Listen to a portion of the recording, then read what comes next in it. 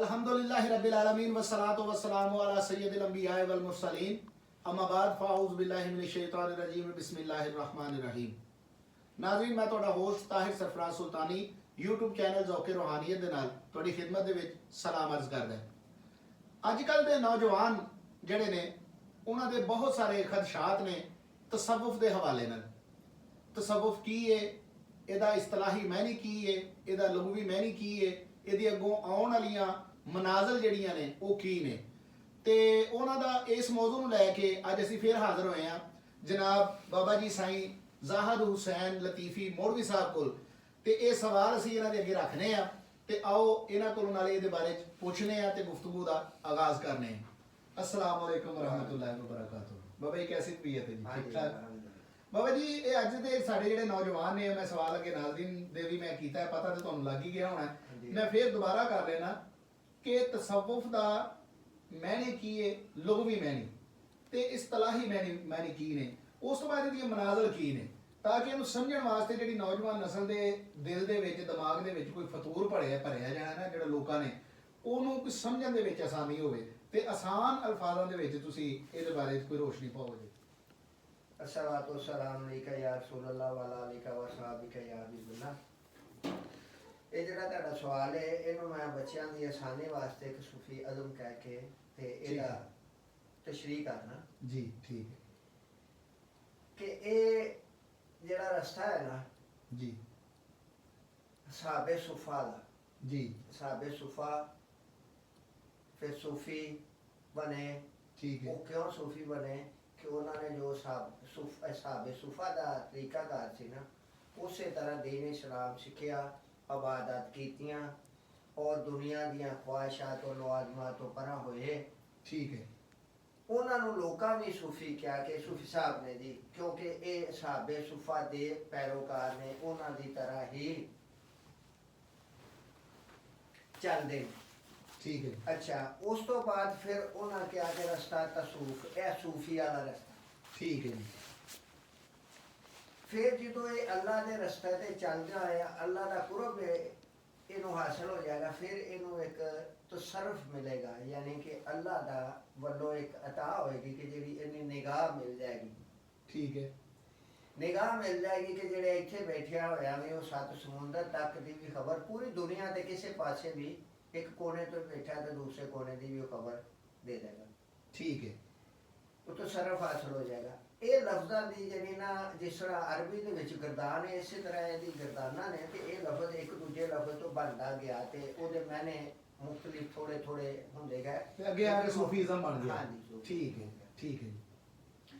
ਹੁਣ ਉਹ ਸੂਫੀਜ਼ਮ ਤੇ ਚੱਲਦੇ ਹੋਇਆ ਤਸਰਫ ਹਾਸਲ ਕਰਨ ਲਈ, ਅੱਲਾ ਦਾ ਕੁਰਬ ਹਾਸਲ ਕਰਨ ਵਾਸਤੇ ਜੀ ਪਹਿਲੋਂ ਤੇ ਸ਼ਰੀਅਤ ਮੁਕੰਮਲ ਉਹ ਸਿੱਖੇਗਾ ਤੇ ਫਿਰ ਉਹ ਗਾ ਚੱਲ ਸਕਦਾ, ਕਿਉਂਕਿ ਨਮਾਜ਼, ਰੋਜ਼ਾ, ਹਜ, ਜ਼ਕਾਤ ਇਹ ਜਦ ਤੱਕ ਇਹਨੂੰ ਆਪਣੇ ਜਿਸਮ ਦੀ ਪਾਕੀ ਪਲੀਤੀ ਦਾ ਨਹੀਂ ਪਤਾ, ਸ਼ਰੀਅਤ ਮੁਹੰਮਦੀ ਦੇ ਮੁਤਾਬਕ ਇਹ ਆਪਣੇ ਇਲਮ ਹਾਸਲ ਨਹੀਂ ਕਰ ਲੈਂਦਾ, ਉਹਨੇ ਦੇਰ ਤੱਕ ਅੱਗੇ ਨਹੀਂ ਚੱਲ ਸਕਦਾ। ਔਰ ਤਕਰੀਬਨ ਇਸ ਵੇਲੇ ਤੁਸੀਂ ਸਾਰੀ ਦੁਨੀਆ ਦੇ ਦੇਖ ਲਓ, ਜਿਹੜੇ ਵੀ ਮਸ਼ਹੂਰ ਵੱਡੇ ਵੱਡੇ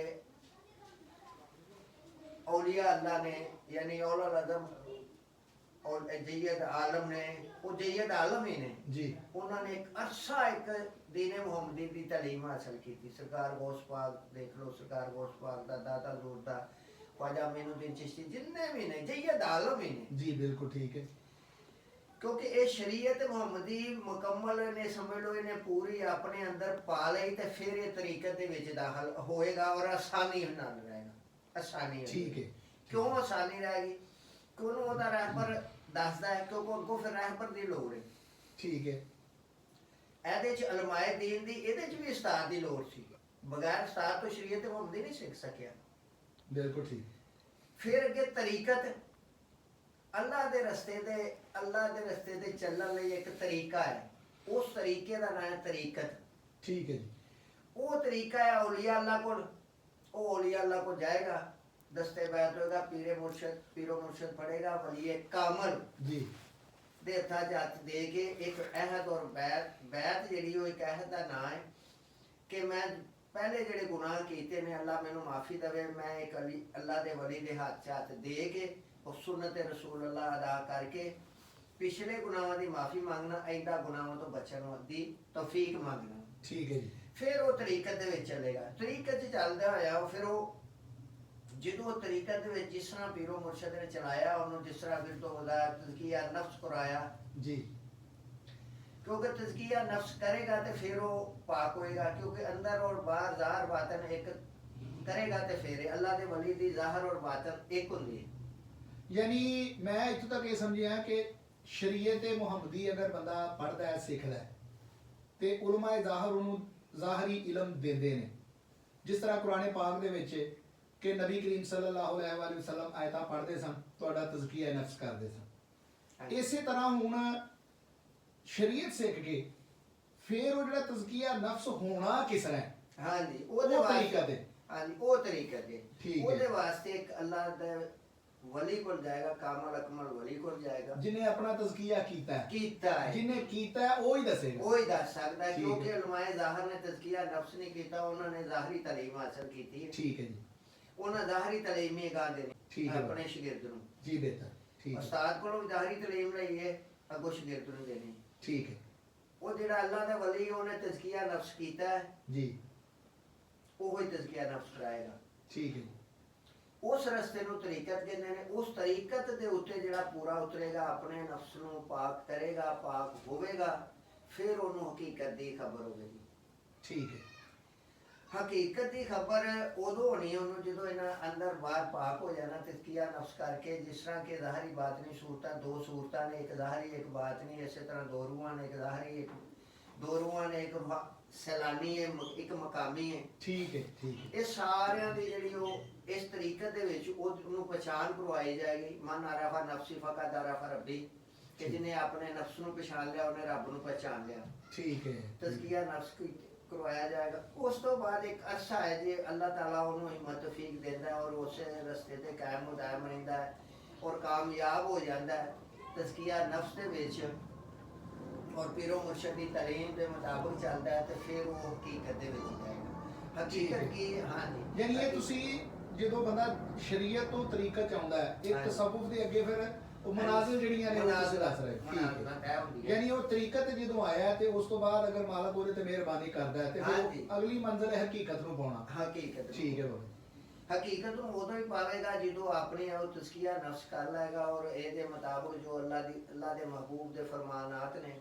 ਜੀ, फरमाने वाली शान है कि मन और अरफा नफ्सी को का तारफा रब्बी मुंह तो कबला अंता मुंह तो ਹਾਂ, ਇਹ ਸਾਰੀਆਂ ਮੰਜ਼ਲਾਂ ਤੇ ਇਹ ਮੰਜ਼ਲਾਂ ਨੇ ਵੀ ਇਹਦੇ ਬਿਲਕੁਲ ਵਿੱਚ ਠੀਕ। ਵੀ ਸਟੈਪ ਬਾਈ ਸਟੈਪ। ਜਿਸ ਤਰ੍ਹਾਂ ਇੱਕ ਸਕੂਲ ਦੇ ਵਿੱਚ ਕੋਈ ਪੰਜਵੀਂ ਤੱਕ ਇਹ ਦੋਨੀਆਂ ਪੰਜ ਕਿਤਾਬਾਂ ਜਾਂ 8ਵੀਂ ਚ ਗਿਆ 8 ਕਿਤਾਬਾਂ ਹੋ ਗਈਆਂ, ਠੀਕ ਹੈ। ਉਹਨੂੰ ਫਿਰ ਉਸਤਾਦ ਉਹ ਉਸੇ ਤਰ੍ਹਾਂ ਉਹ ਤਾਲੀਮ ਜ਼ਿਆਦਾ ਤੋਂ ਜ਼ਿਆਦਾ ਯਾਨੀ ਉਹ ਕੀ ਕਹਿੰਦੇ ਨੇ ਵਧਣੀ ਤੋਂ ਉਸ ਕਲਾਸ ਦੇ ਲੈਵਲ ਦੀ ਜੀ ਜੀ, ਠੀਕ ਹੈ, ਤਾਲੀਮ ਦਿੱਤੀ ਜਾਂਦੀ, ਠੀਕ ਹੈ। ਜਿਹੜੀ ਕਿ ਥੱਲੇ ਵਾਲੇ ਨੂੰ ਹਲੇ ਨਹੀਂ ਹੁੰਦੀ। ਠੀਕ ਹੈ, ਪੰਜਵੀਂ ਵਾਲੇ ਨੂੰ 8ਵੀਂ ਵਾਲੀ ਦੀ ਕਿਤਾਬ ਜੋ ਤੋਂ ਨਹੀਂ ਇੰਗਲਿਸ਼ ਦੀ ਪੜ੍ਹ ਸਕੇਗਾ, ਠੀਕ ਹੈ, ਰਿਆਜ਼ੀ ਨਹੀਂ ਪੜ੍ਹ ਸਕੇ, ਹਾਂ ਉਰਦੂ ਹੈ ਉਹ ਪੜ੍ਹਦਾ ਪਿਆ ਸੀ ਤੋਂ ਪੜ੍ਹ ਲਏਗਾ। ਠੀਕ, ਐਸੇ ਤਰ੍ਹਾਂ ਸ਼ਰੀਅਤ ਮੁਹੰਮਦੀ ਦੇ ਵਿੱਚੋਂ ਜਿਹੜਾ ਸਾਰਾ ਹੋ ਕੇ ਗਿਆ ਨਾ ਤਰੀਕਾ, ਸ਼ਰੀਅਤ ਦੇ ਮੁਤਾਬਕ ਅਗਰ ਨਮਾਜ਼ ਪੜ੍ਹਦਾ ਪਿਆ ਤੇ ਉਹ ਵੀ ਪੜ੍ਹ ਲੈ, ਉਹ ਵੀ ਪੜ੍ਹਦਾ ਪਿਆ, ਸ਼ਰੀਅਤ ਵਾਲਾ ਵੀ ਤਰੀਕਤ ਵਾਲਾ ਹੀ ਪੜ੍ਹਦਾ। ਇਹ ਇਹੋ ਜਿਹੀਆਂ ਕੁਝ ਚੀਜ਼ਾਂ ਸਾਂਝੀਆਂ ਹੋ ਜਾਂਦੀਆਂ, ਠੀਕ ਹੈ, ਲੇਕਿਨ ਉਹਦੀ ਅਗਲੀ ਮੰਜ਼ਿਲ ਹੈ ਤਰੀਕਤ, ਅਗਲੀ ਕਲਾਸ ਹੀ, ਠੀਕ ਹੈ, ਠੀਕ ਔਰ ਇਹ ਹੈ ਵੀ ਹੈ, ਠੀਕ ਹੈ ਜੀ, ਉਹ ਇਹ ਹੈ ਵੀ ਹੈ। ਕਿਉਂਕਿ ਇਹ ਜਿਹੜੀਆਂ 5 ਟਾਈਮ ਨਮਾਜ਼ ਇਹ ਸੌਖੀ ਜਿਹੜੀ ਪੀਰ ਨੇ ਜਿਸ ਵੇਲੇ ਮੰਜ਼ਿਲ ਵਗੈਰਾ ਕਰਾਉਣੀ ਉਹ ਬੜੀ ਔਖੀ ਕਰਾਉਣੀ, ਠੀਕ ਹੈ, ਕਿਉਂਕਿ ਉਹਨੇ ਖਾਣ ਪੀਣ ਦਾ ਵੀ ਪਰਹੇਜ਼ ਦੱਸਣਾ ਹੈ। ਫਿਰ ਉਹ ਕੀ ਕਹਿੰਦੇ ਨੇ ਰੋਜ਼ਾ, ਜਿਸ ਤਰ੍ਹਾਂ ਰੋਜ਼ੇ ਦੀ ਹਕੀਕਤ ਦੱਸਣੀ, ਜਿਹੜੀ ਸ਼ਰੀਅਤ ਦੇ ਵਿੱਚ ਅਮਲ ਹੈ ਨਾ ਉਹਨਾਂ ਦੀ ਉਹਨੇ ਹਕੀਕਤ ਦੱਸਣੀ ਕਿ ਪੁੱਤਰ ਇਹ ਰੋਜ਼ਾ ਹੈ, ਨਹੀਂ ਮੂੰਹ ਹੀ ਬੰਨਣ ਵਾਲਾ ਨਹੀਂ ਜੀ, ਠੀਕ ਹੈ, ਨਫਲ ਨਮਾਜ਼ਾਂ ਕੰਮ ਜਨਾਨੇ ਰੋਜ਼ਾ ਸਰਫਾ ਰੋਟੀ ਉਹ ਹਾਂ ਬਿਲਕੁਲ, ਕੁਛੀਆਂ ਬਾਂਗਾ ਉਹ ਦਿੰਦੇ ਨਹੀਂ ਹੈ ਜਿਨ੍ਹਾਂ ਦੀ ਖੋਟੀ। ਉਹ ਸੁਲਤਾਨ ਲਾਰੇ ਪੀਰ ਬਾਬੂ ਰਹਿਮਤੁਲਾਹ ਅਲੈਹ ਨੇ ਫਰਮਾਇਆ ਨਾ ਫਰਮਾਇਆ ਜੀ, ਬਿਲਕੁਲ, ਕਿ ਰੋਜ਼ੇ ਉਹ ਨਹੀਂ ਕਿ ਰਿਜ਼ਕ ਦਾ ਮਤਲਬ ਰੋਟੀ ਇਹੋ ਮੂੰਹ ਬੰਨ ਲੈਣਾ ਕਿ ਸਵੇਰ ਖਾ ਲਈ ਸਾਰੀ ਵੇਲੇ ਤੇ ਰਾਤ ਨੂੰ ਖੋਲੇ, ਬਲਕਿ ਪੁੱਤਰ ਮੈਂ ਤੇ ਇੱਥੇ ਇਹ ਕਹਾਂਗਾ ਕਿ ਅੱਜ ਕੱਲ ਦੇ ਜਿਹੜੇ ਲੋਕ ਰੋਜ਼ਾ ਰੱਖਦੇ ਨੇ ਉਹ ਉਹਨਾਂ ਨੇ ਨਾਂ ਰੱਖਿਆ ਕਿ ਸਵੇਰ ਨੂੰ ਵੀ ਇੰਨਾ ਵਾਲਾ ਖਾਣਾ ਤੇ ਰਾਤ ਨੂੰ ਵੀ ਇੰਨਾ ਵਾਲਾ ਖਾਣਾ। ਹਾਂਜੀ, ਉਹ ਇਹ ਫਿਰ ਰੋਜ਼ਾ ਕਾਹਦਾ ਹੋ ਗਿਆ? ਜੀ ਬਿਲਕੁਲ ਠੀਕ ਹੈ, ਉਹ ਰੋਜ਼ਾ ਤੇ ਹਾਲਾਤ ਤਜ਼ਕੀਆ ਨਫਸ ਹੈ ਨਾ, ਹਾਂ ਬਿਲਕੁਲ ਠੀਕ ਹੈ, ਤੂੰ ਤੇਰਾ ਨਫਸ ਨੂੰ ਪਾਲਦੇ ਪੈਣੇ। ਬਿਲਕੁਲ ਸਹੀ, ਉਹ ਇੱਕ ਮੇਰੇ ਕੋਲ ਇਸ ਤਰ੍ਹਾਂ ਇੱਕ ਵਾਕਿਆ ਵੀ ਆਇਆ ਜਿੱਦਾਂ ਯਾਰ ਤੁਸੀਂ ਗੱਲ ਕੀਤੀ ਤੇ ਮੈਨੂੰ ਯਾਦ ਆ ਕਿ ਇੱਕ ਦੋਸਤ ਆ ਗਿਆ ਮੇਰੇ ਕੋਲ, ਮੇਰੇ ਮਰੀਜ਼ ਦੇ ਥਰੂ, ਜੀ ਮੇਰੇ ਮਰੀਜ਼ ਦੇ ਥਰੂ ਆ ਗਿਆ ਤੇ ਉਹ ਕਹਿਣ ਲੱਗਾ ਜੀ ਮੈਂ 10 ਸਾਲ ਦੇ ਰੋਜ਼ੇ ਰੱਖੇ, 2 ਸਾਲ ਦੇ ਬਾਬਾ ਜੀ ਹੋਰ ਰਹਾ ਦਿਓ ਮੈਨੂੰ। ਅੱਛਾ ਤੇ ਮੇਰੇ ਨਾਲੋਂ 4 ਗੁਣਾ ਚੌੜਾ ਸੀ। ਠੀਕ ਹੈ। ਮੈਂ ਕਿਹਾ ਯਾਰ ਮੈਂ ਤੇ ਸਾਲ ਦੇ 1 ਮਹੀਨਾ ਹੀ ਰੱਖਣਾ ਜਿਹੜਾ ਫਰਜ਼ ਰੋਜ਼ੇ ਨੇ, ਠੀਕ ਹੈ। ਇਸ ਤੋਂ ਇਲਾਵਾ ਨਫਲੀ ਰੋਜ਼ੇ ਕੋਈ ਹੋ ਗਿਆ ਸ਼ਬਰਾਤ ਦਾ ਜਾਂ ਮਰਾਸ਼ੀ ਵਗੈਰਾ ਦਾ ਹੋ ਗਿਆ, ਇਹ ਮੈਂ ਰੱਖ ਰੁਕ ਲੈਣਾ, ਲੇਕਿਨ ਮੈਂ ਨਫਲੀ ਰੋਜ਼ੇ ਰੱਖਦਾ ਹੀ ਨਹੀਂ। ਠੀਕ ਹੈ। ਤੇ ਮੈਂ ਇੰਨਾ ਕਹਾਂ ਤੇ ਤੂੰ ਮੇਰੇ ਨਾਲ ਚੌਕਣਾ ਤੇ ਹਲੇ ਵੀ ਤੂੰ 10 ਸਾਲ ਦੇ ਰੋਜ਼ੇ ਵੀ ਰੱਖੇ। ਹਾਂ ਬਿਲਕੁਲ। ਅੱਛਾ ਮੈਂ ਜਿਸਲੇ ਇਹ ਗੱਲ ਕਰਦਿਆਂ ਮੈਂ ਕਿਹਾ ਸਹਿਰੀ ਜਿਹੜੀ ਉਹ ਕਿਤੇ ਨਾ ਕਰਦੇ ਜੀ। ਕਹਿੰਦਾ ਉਹ ਹੀ 1 ਕਿਲੋ 1.5 ਕਿਲੋ ਦਹੀਂ ਖਾ ਲਈਦਾ, 2 ਪਰੌਂਠੇ ਦੇਸੀ ਘਿਓ ਦੇ ਨੇ ਉਹ ਖਾ ਲਈਦੇ ਨੇ। ਆਹ ਕਾ ਫੁਲਕਾ ਹੀ। ਠੀਕ ਹੈ। ਅੱਛਾ ਤੇ ਉਹ ਹੁਣ ਮੈਂ ਆਪਣੇ ਵੇਲੇ ਵੇਖਣਾ ਕਿ ਮੈਂ ਸੁੱਕੀ 1 ਰੋਟੀ ਖਾਣੀ ਸਾਲਨ ਨਾਲ ਜਿਹੜੀ ਘਰਦਿਆਂ ਨੇ ਦਿੱਤੀ, ਤੇ ਜਿਹੜਾ ਜਿੰਨਾ ਕੁ ਪਾਣੀ ਦੀ ਤਮੰਨਾ ਸਾਦਾ ਹੀ ਨਾ ਕਰ, ਤੇ ਮੈਂ ਵਾਕਈ ਇਹਦੇ ਮੁਤਾਬਕ ਹੀ ਹੋਣਾ। ਬਿਲਕੁਲ ਠੀਕ। ਮੈਨੂੰ ਕਹਿੰਦਾ ਜੀ 2 ਸਾਲ ਦੇ ਹੋਰ ਉਹਦੇ ਰਹਾ ਦਿਓ। ਮੈਂ ਕਿਹਾ ਨਹੀਂ ਭਾਈ ਮੈਂ ਇੰਨੇ ਲੰਮੇ ਨਾ ਰੱਖੇ ਨੇ ਤੇ ਨਾ ਰਹਾ ਸਕਦਾ। ਬਿਲਕੁਲ ਠੀਕ ਹੈ। ਗੱਲ ਕਿ ਹਾਂ ਉਹ ਵਾਕਈ ਲੋਕਾਂ ਨੇ ਨਹੀਂ ਸਮਝਿਆ ਨਾ ਜੀ। ਹਾਂਜੀ ਵਾਕਈ ਤੁਹਾਡੇ ਵਾਲੀ ਗੱਲ ਇਸ ਤਰ੍ਹਾਂ ਇਹ ਮੇਰੇ ਮੁਸ਼ਾਹਦੇ ਚ ਆਈ ਹੈ ਕਿ ਦੇਸੀ ਘਿਓ ਦੇ ਪਰੌਂਠੇ ਖਾਣੇ, ਜਿੰਨੇ 1.5-2 ਪਰੌਂਠੇ ਖਾ ਲਿਆ, ਉਹ ਨਾਲ ਮੱਖਣ ਖਾ ਲਿਆ, ਲੱਸੀ ਪੀ ਲਈ, ਦੁੱਧ ਪੀ ਲਿਆ, ਦਹੀਂ ਖਾ ਲਿਆ, ਸ਼ਾਮ ਨੂੰ ਇਫਤਾਰੀ ਟਾਈਮ ਹੀ ਉਸੇ ਤਰ੍ਹਾਂ ਵਾਵਾ। ਬਿਲਕੁਲ ਠੀਕ। ਇਹ ਤਜ਼ਕੀਆ ਨਫਸ ਨਹੀਂ ਹੋਇਆ, ਇਹ ਰੋਜ਼ੇ ਦਾ ਮਕਸਦ ਨਹੀਂ ਪੂਰਾ ਹੋਇਆ। ਬਿਲਕੁਲ ਠੀਕ। ਇਹ ਔਲੀਆ ਅੱਲਾ ਨੇ ਫਿਰ ਦੱਸਣਾ ਕਿ ਪੁੱਤਰ ਰੋਜ਼ਾ ਕੀ ਹੈ। ਬਿਲਕੁਲ ਠੀਕ। ਰੋਜ਼ਾ ਸਿਰਫ ਇਹ ਖਾਣਾ ਹੀ ਛੱਡ ਕੇ ਖਾਣੇ ਦੀ ਬ੍ਰੇਕ ਲਾਉਣ ਨਹੀਂ, ਇਹ ਨਜ਼ਰ ਦਾ ਵੀ ਰੋਜ਼ਾ ਰੱਖਣਾ ਤੂੰ, ਬਿਲਕੁਲ ਠੀਕ।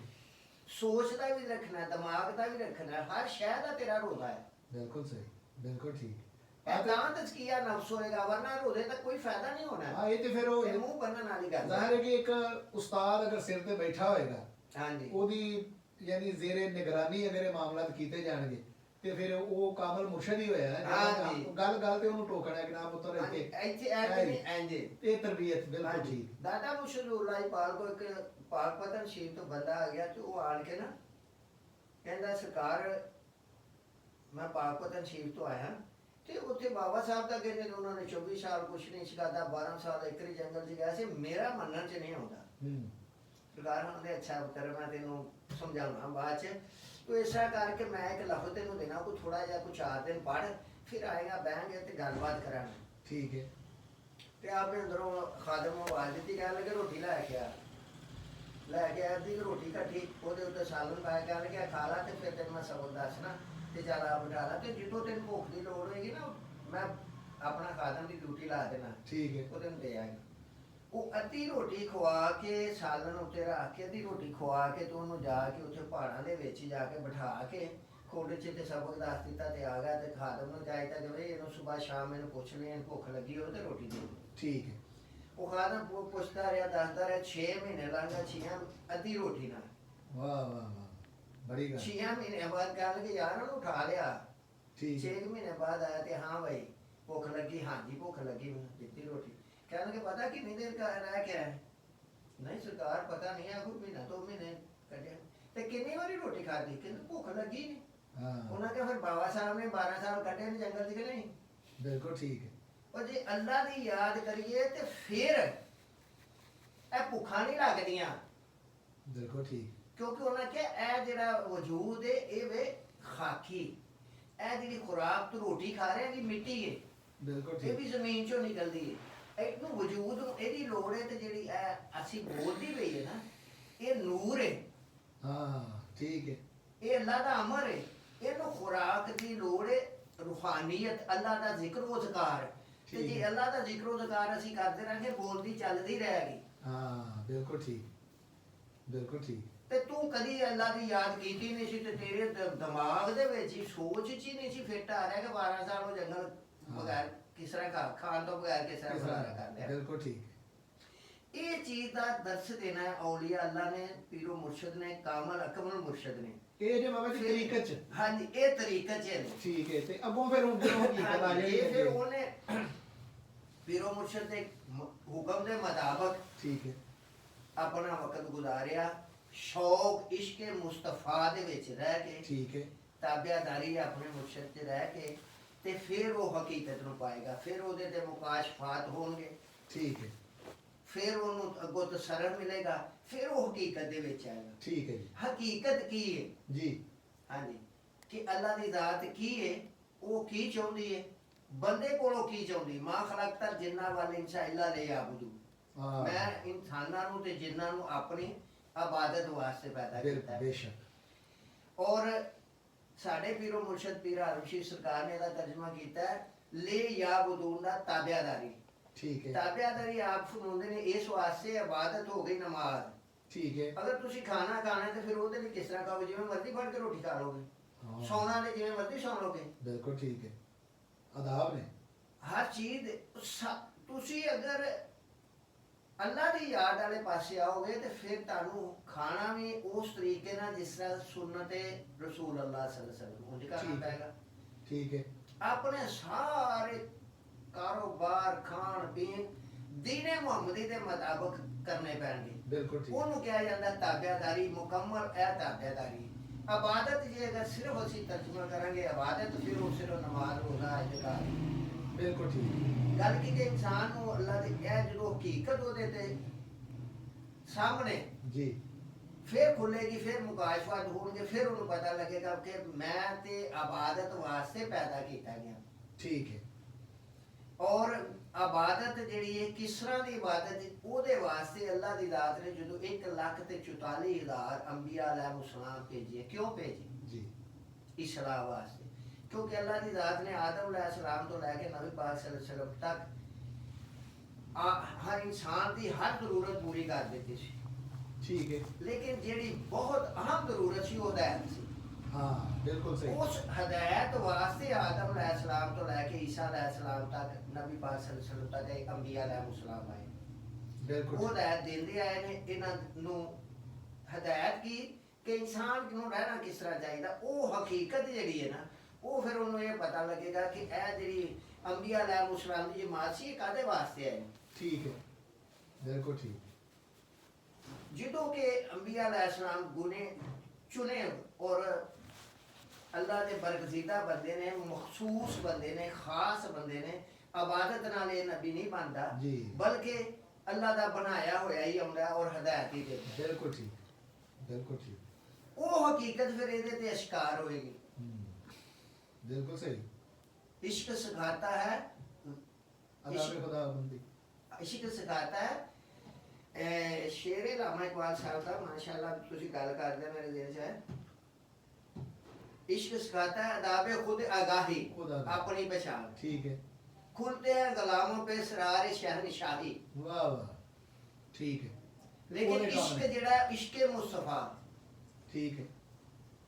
बिल्कुल इश्क मुस्तफा बिल्कुल ठीक। ਇਹੋ ਸਾਡੇ ਦਾਦਾ ਮੁਰਸ਼ਿਦ ਜ਼ਹੂਰ ਲਾਜਪਾਲ ਫਰਮਾਉਂਦੇ ਨੇ ਕਿ ਤੁਸੀਂ ਦੇਖ ਲਓ ਹਰ ਵਲੀ ਨੇ जी ਸਰਕਾਰ ਗੌਸ ਪਾਕ ਨੇ, ख्वाजा मोइनुद्दीन चिश्ती जमीरी रहमतुल्लाह अलैह, ख्वाजा मोइनुद्दीन चिश्ती, ख्वाजा बहाउद्दीन शाह नक्शबंद रहमतुल्लाह अलैह, शहाबुद्दीन सोहरवर्दी, जिन्हां ਤੋਂ ਸਰਾਸਤ ਚੱਲੇ ਨੇ। ठीक है। ਉਹਨਾਂ ਨੇ ਤਾਲੀਮ ਇਹ ਦਿੱਤੀ ਇਸ਼ਕ ਮੁਸਤਫਾ। ਇਹ ਉਹ ਇਸ਼ਕ ਨੇ ਇਨਸਾਨ ਦੀ ਪਛਾਣ ਕਰਾਉਣੀ ਹੈ ਤੇ ਹਕੀਕਤ ਤੋਂ ਆਗਾਹ ਕਰਨਾ ਹੈ। बिल्कुल ठीक।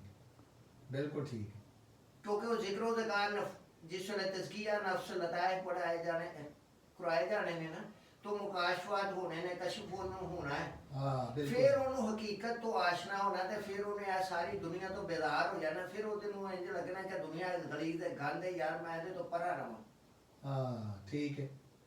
बिल्कुल ठीक। जो हकीकत वो सामने आनी है, उदों ते मंजिल आ जानी। मंजिल आ जानी। फिर उन्होंने है क्योंकि सरकार नबी पाक सल्लल्लाहु अलैहि वसल्लम फरमाया कि मैं इस दुनिया ए मेरे साहबियों जे अगर मैं दुनिया नू जी एक मक्खी दे पर जिन्नी हसीयत देता ना ते मैं अपनी उम्मत नू जरूर दे देता। दुनिया यानी दौलत ऐशो आराम। ठीक ठीक ठीक। एक मक्खी दे पर जिन्नी हकीकत नहीं मैं देता, हसीयत भी नहीं देता। हसीयत नहीं देता कि एक मक्खी दा पर जेड़ा हुंदा। बिल्कुल ठीक। बिल्कुल ठीक। ते इस वास्ते ये हकीकत आ जानी। ठीक है। अच्छा जो ਉਹਨੂੰ ਇਹ ਦੁਨੀਆ ਦੀ ਹਕੀਕਤ ਦਾ ਪਤਾ ਲੱਗ ਜਾਂਦਾ, ਅੱਲਾ ਦੀ ਹਕੀਕਤ ਦਾ ਪਤਾ ਲੱਗ ਕਿ ਅੱਲਾ ਚਾਹੁੰਦਾ ਕੀ ਹੈ। जी हाँ। ਅੱਲਾ ਨੇ ਇਹ ਦੁਨੀਆ ਬਣਾਈ ਕਾਦੇ ਵਾਸਤੇ। ਫਿਰ ਜਦੋਂ ਇਹਦੇ ਤੇ ਇਹ ਇਸ ਤਰ੍ਹਾਂ ਸ਼ਰੀਅਤ ਤੋਂ ਤਰੀਕਤ ਤੋਂ ਹਕੀਕਤ ਆਏਗਾ, ਫਿਰ ਉਹਦੇ ਤੇ ਮੁਕਾਸ਼ਫਾਤ ਖੁੱਲਣਗੇ। ਫਿਰ ਅਗਲੀ ਆ ਜਾਣੀ ਹੈ ਮਾਰਫਤ, ਅੱਲਾ ਦੀ ਪਹਿਚਾਨ। ठीक है। ਕਿ ਅੱਲਾ ਨੂੰ ਮੈਂ ਕੀ ਸਮਝਣਾ, ਅੱਲਾ ਹੈ ਕੀ ਹੈ। ਕਿਉਂਕਿ ਹਾਂਜੀ। ਯਾਨੀ ਹਕੀਕਤ ਇਹ ਵੇ ਕਿ ਅੱਲਾ ਕੀ ਚਾਹੁੰਦਾ। ਹਾਂ ਅੱਲਾ ਕੀ ਚਾਹੁੰਦਾ, ਅੱਲਾ ਕਿਸ ਤਰ੍ਹਾਂ ਹਾਂ। ਪਸੰਦ ਹੋ ਕਿਵੇਂ ਸਾਨੂੰ ਕਰੇਗਾ। ਠੀਕ ਹੈ।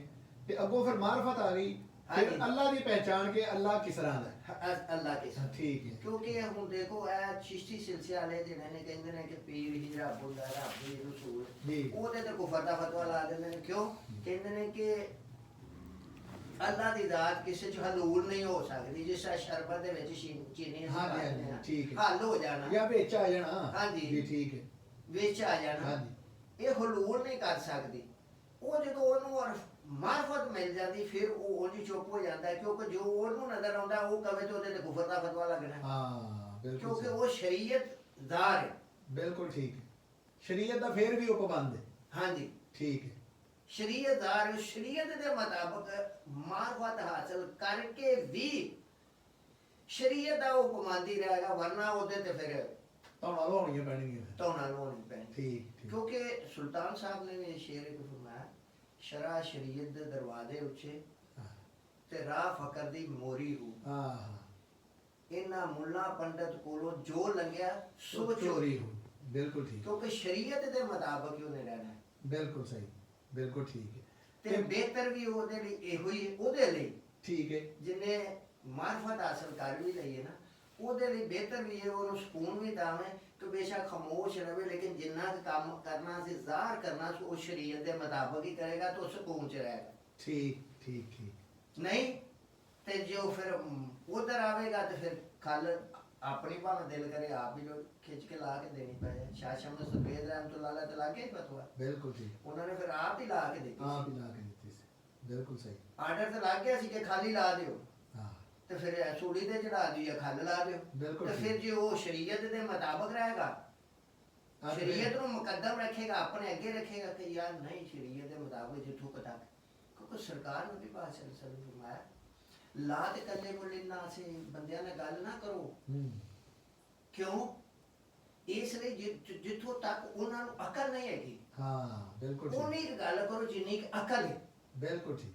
ਬਿਲਕੁਲ ਠੀਕ। ਇਸ ਵਾਸਤੇ ਉਹ ਜੇ ਉਹ ਇੱਥੋਂ ਤੱਕ ਪਹੁੰਚ ਗਿਆ ਹੈ ਕਿ ਰੱਬ ਦੀ ਪਹਿਚਾਣ ਉਹਨੇ ਕਰ ਲਈ ਹੈ, ਤੇ ਫਿਰ ਬੰਦਿਆਂ ਦੀ ਵੀ ਤਾਂ ਪਛਾਣ ਕਰੇ ਨਾ ਕਿ ਬੰਦੇ ਕੀ ਚਾਹੁੰਦੇ ਨੇ, ਕਿੱਥੋਂ ਕੁ ਤੱਕ ਉਹਨਾਂ ਦੀ ਅਕਲ ਹੈ। ਜਿੰਨੀ ਕੁ ਅਕਲ ਹੈ ਉਨੀ ਕੀ ਗੱਲ ਕਰਾਂ, ਤਾਂ ਕਿ ਮੇਰੀ ਇੱਜ਼ਤ ਵੀ ਮਹਿਫੂਜ਼ ਰਹੇ, ਮੇਰੀ ਮੰਜ਼ਿਲ ਵੀ ਮਹਿਫੂਜ਼ ਰਹੇ। ਜਿੱਥੋਂ ਤੱਕ ਮੈਂ ਚਾਹੁੰਦਾ, ਮੈਂ ਆਪਣੇ ਜਿਹੜੇ ਜ਼ਿੰਦਗੀ ਦੇ ਦਿਨ ਨੇ ਮੈਂ ਆਪਣੀ ਮੰਜ਼ਿਲ ਪ੍ਰਵਾਦ ਕਰਦਾ ਜਾਵਾਂਗਾ ਜੇ ਇਹਨਾਂ ਤੋਂ ਬਚਦਾ ਰਹਾਂਗਾ। ਬਿਲਕੁਲ ਠੀਕ। ਇਹ ਹਕੀਕਤ ਸ਼ਰੀਅਤ ਹਕੀਕਤ ਦੀ ਤੁਹਾਨੂੰ ਲਹਿਦਾ ਸਟੈਪ ਬਾਈ ਸਟੈਪ ਦੱਸ ਦਿੱਤੀ ਗੱਲ ਜੀ ਕਿ ਇਸ ਤਰ੍ਹਾਂ ਸ਼ਰੀਅਤ ਤੇ ਚੱਲਣਾ, ਉਸ ਤੋਂ ਬਾਅਦ ਤਰੀਕਤ ਤੋਂ ਹਕੀਕਤ ਤੋਂ ਮਾਰਫਤ ਤੇ ਆ ਜਾਣਾ ਸੀ। ਜੀ। ਇਹ ਚੀਜ਼ਾਂ ਜਿਹੜੀਆਂ ਨੇ ਆਮ ਆਦਮੀ ਇਸ ਗੱਲ ਨੂੰ ਨਹੀਂ ਸਮਝਦਾ, ਤੇ ਨਈ ਨਸਲ ਜਿਹੜੀ ਉਹ ਉਹਨਾਂ ਨੇ ਮੋਬਾਈਲ ਵਗੈਰਾ ਲੈ ਨੇ, ਜੀ। ਉਹਨਾਂ ਤੇ ਆਰੇ ਲੱਗੇ ਰਹਿੰਦੇ ਨੇ, ਤੇ ਫਿਰ ਇਸ ਵਾਸਤੇ ਉਹਨਾਂ ਦੇ ਜ਼ਿਹਨ ਐਸੇ ਹੋਏ ਹੁੰਦੇ ਨੇ।